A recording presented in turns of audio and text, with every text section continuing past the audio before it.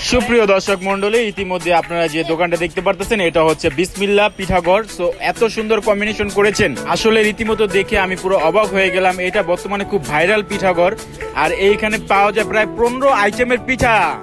আর এই পিঠাগুলো যদি আপনারা খেতে চান, আমার ডিসক্রিপশন বক্সে লিঙ্কটা দেওয়া থাকবে এবং ভাইয়ার নাম্বারটা দেওয়া থাকবে, ওইখানে কল করে অর্ডার করে আপনি পিঠাগুলো কালেকশন করতে পারবেন। ভাইয়ের সমস্ত পিঠাগুলো সেল হয়ে গিয়েছে, মাত্র 2 আইটেমের পিঠা ছিল।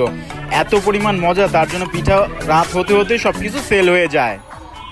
এখন শুনবো তার মুখ থেকে।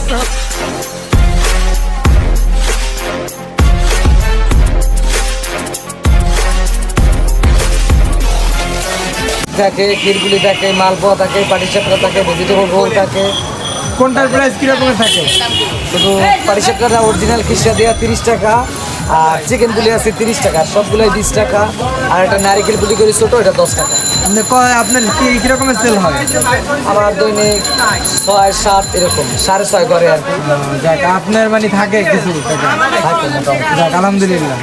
সুপ্রিয় দর্শক মন্ডলী, ইতিমধ্যে আপনারা ভিডিওটা দেখতে পারলেন। এটা হচ্ছে বিসমিল্লাহ পিঠাঘর, তাই না? তো খুব সুন্দর করে একটা দোকান কম্বিনেশন করছে, একদম ডেকোরেশনটা এত সুন্দর মডিফাই করছে, দেখে আমি পুরো ইমপ্রেস হয়ে গেলাম।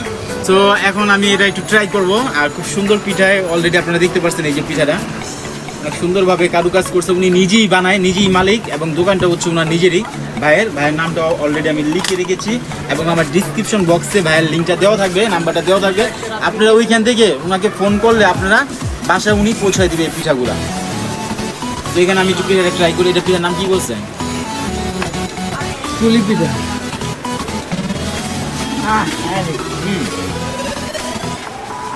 মিষ্টিটা একটু কম, ভিতরে কিন্তু কিসমিস দিছে। আর মিষ্টিটা একটু ভালো হলে আমার মনে হয় ভালো হইতো। মিষ্টিটা আমার জন্য কম হয়েছে, কারণ মিষ্টি আমি বেশি খাই।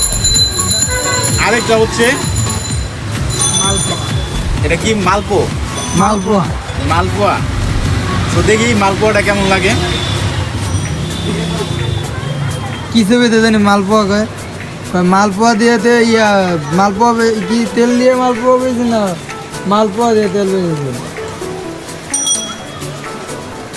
এটা হচ্ছে যে আমি বলি, এই যে আটা আছে না, আটা চিনির লগে গুইলা, আটা চিনিটা মিক্সিং করে তেল দিয়ে ভাজিয়ে লাগছে।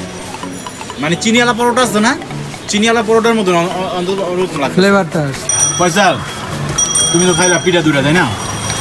কোনটা কিরকম লাগছে তোমার কাছে? খাওয়ানোর কাম খাইছি, একটাও ভালো লাগে না আমার কাছে কিন্তু ওই যে ইয়াটা ভালো লাগছে, ওই যে পিঠা সিস্টেম যেটা কি জানি করি, ওটা পুলি পিঠা।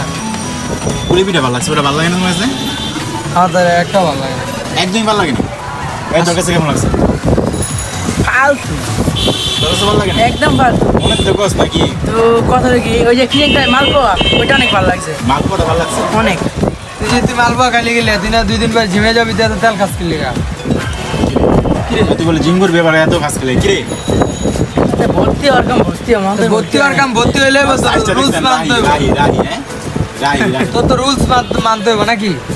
বন্ধে ভর্তি রোজ কি দিছে, কি করে অনেক নয়েজ, ভিডিওটা করবো না। So by the way guys, এখানে ভিডিও এন্ড করে দিব। ভালো থাকবেন, সুস্থ থাকবেন, আল্লাহ হাফেজ।